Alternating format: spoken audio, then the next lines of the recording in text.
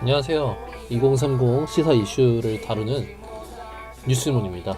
자, 오늘부터 정치, 경제, 사회, 역사, 문화 모든 뉴스에 대해서 저만의 그 관점을 가지고 뉴스를 분석해 보려고 합니다. 그래서 20대, 30대 분들께서 생각하시는 그런 견해들을 최대한 많이 반영해서 뉴스를 이해해가는 시간을 가지려고 합니다. 그래서 많은 분들이 같이 참여를 해주시고 봐주셨으면 좋겠습니다. 그러면은 바로 첫 번째 뉴스부터 시작을 해보도록 하겠습니다. 자, 첫 번째 뉴스는 바로 무엇입니까? 제가 오늘 보고 싶은 첫 번째 뉴스는요. 제목이 국민일보 기사고요. 집값 청년들 내 집 마련 자신감 바닥 이런 기사예요. 그래서 이 기사에 대해서 같이 한번 정말 여러분들과 나누고 싶어요. 그래서 제가 이 기사를 같이 한번 보려고 하고요. 이 기사의 내용의 핵심은 뭐냐면 여기 보시면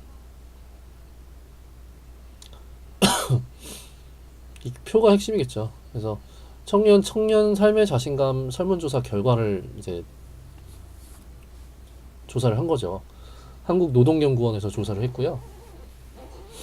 이제 자신감이 매우 없을 경우에 1점, 자신감이 있을 경우에 5점을 매겼는데 지금 보면은 청년들은 어떻게 보면은 삶에서 제일 자신감이 많은 시기 아닙니까?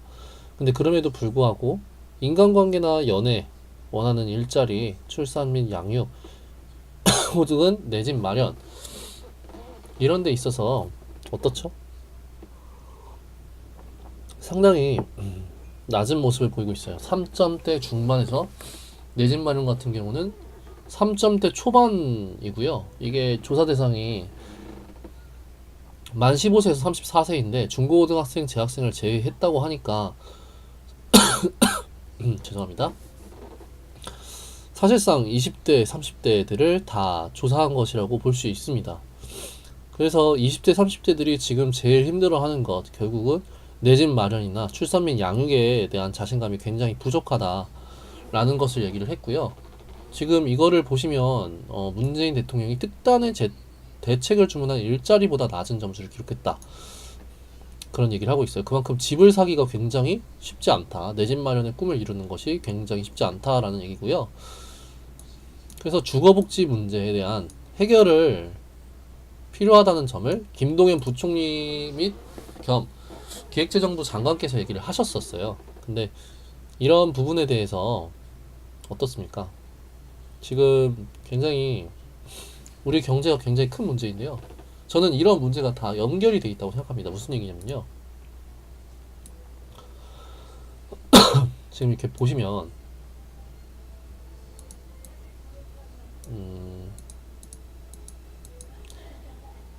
어떤 내용이냐면은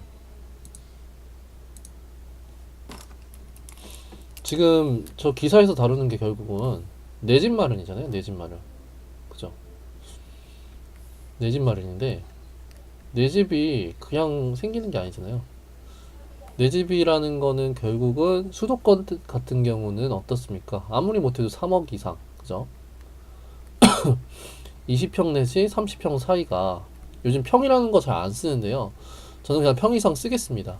그래서 20에서 30평 사이가 3억 정도부터 시작해서 굉장히 다양하죠. 서울 그 강남 같은 경우는 어떻죠? 이미 음마아파트가 13억 내지 15억 정도 가는 것으로 알고 있어요. 제가 기억이 정확한지 모르겠지만 굉장히 비싼 아파트가 되었고요. 사실 아파트 한 채, 내 집 한 채 마련하는 것이 정말 쉽지 않습니다. 이 20평에 30평 차지하는 게 결국은 결코 쉽지 않다는 거. 근데 이게 지금 왜 청년들이 힘드냐? 결국은 돈이 없어서죠. 돈이 왜 없을까요? 자, 생각해 보세요. 돈이 없다는 거는 내가 물려받은 재산이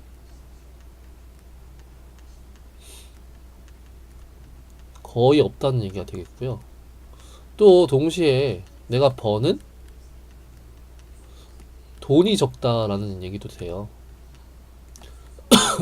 금수저가 해당이 안 되시는 분들은 물려받는 재산이 없다라는 이 부분은 다 얘기가 되실 거고요. 버는 돈이 적다 이 부분도 거의 요즘 대부분이 맞습니다. 왜 그럴까요? 옛날에는 중소기업 1990년대까지만 하더라도요. 중소기업이나 대기업이나 임금 차이가 그렇게 크지가 않았어요. 무슨 얘기냐면 대학을 나오고 뭐 고졸을 하고 하더라도 중소를 가든 대기업을 가든 차이가 거의 없었다는 거죠. 임금이요.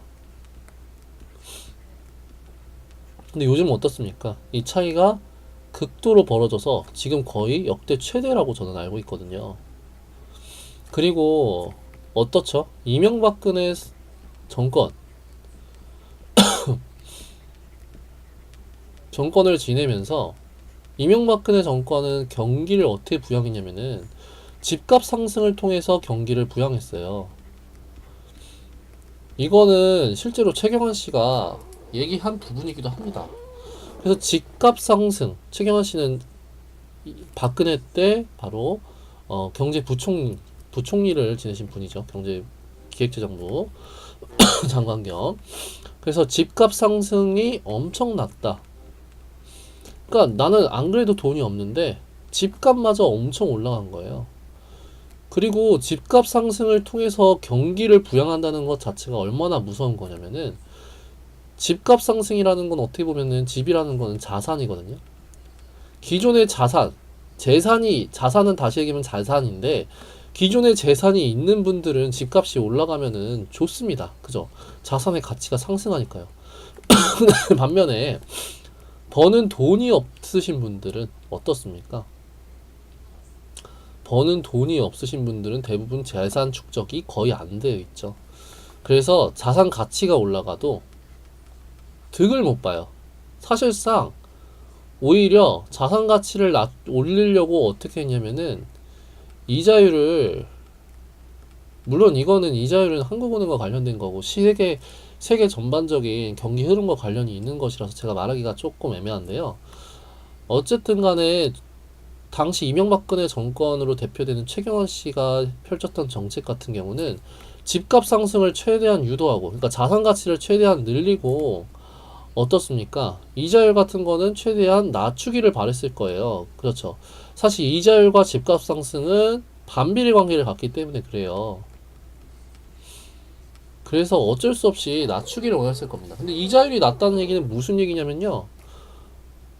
재산이 없고 임금, 버는 돈이 낮은 이 임금만 가지고 버티는 임금 노동자들이 돈을 불리기가 쉽지가 않다는 거예요. 임금 노동자들은 큰 자산을 구매를 못하죠. 결국은 은행 예금입니다. 뭉텅이 돈이 없으니까 예금으로 갈 수밖에 없는데 예금 이자가 바닥을 치는 거예요. 그러면은 임금 노동자들은 안 그래도 임금도 낮은데 예금을 통해서 벌 수 있는 돈도 없는 거죠. 또 당시에 이명박근혜 정권이 집값 상승을 주도를 하고 또 대기업 감세라든가 감세로 대표되는 어떤 것이죠? 낙수 효과를 기대했죠. 이거는 무슨 얘기냐면은 노동시장 유연화시키겠다. 대기업에게 편의 제공하겠다. 이런 얘기예요. 노동시장이 유연화되면은 당연히 노동자 임금 떨어지겠고요. 해고되기 쉽습니다. 노동자들이 소득을 내기가 쉽지 않다는 얘기예요. 노동을 팔아서. 그러니까 노동자들은 안 그래도 돈도 없어. 내 돈도 없는데 지금 소득이 점점점 줄어들고 가처분 소득 이런 얘기 하는데 가처분 소득 상승률이 0%에 가깝다는 얘기를 최근에 들었습니다. 그만큼 임금으로 돈 버는, 내가 내 노동을 팔아서 돈 버는 사람들은 돈 벌기가 어렵다는 얘기예요. 그래서 새로 넘어가면은 자, 노동자들을 볼게요.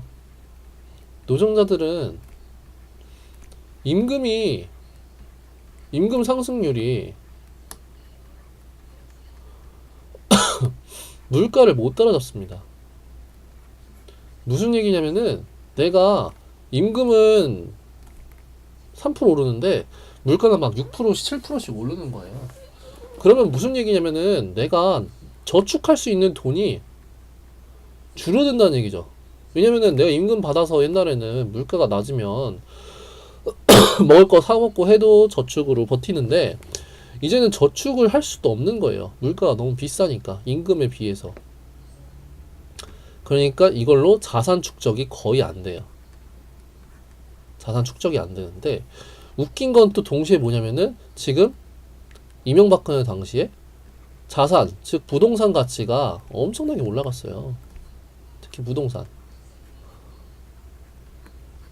무슨 얘기냐면은 사회 전체의 부가 사회 전체에서 내가 돈을 좀 벌려고 한다면 부동산을 반드시 사야 되는데 노동자들은 저축할 돈도 없어서 이 기회도 못 노리는 거예요.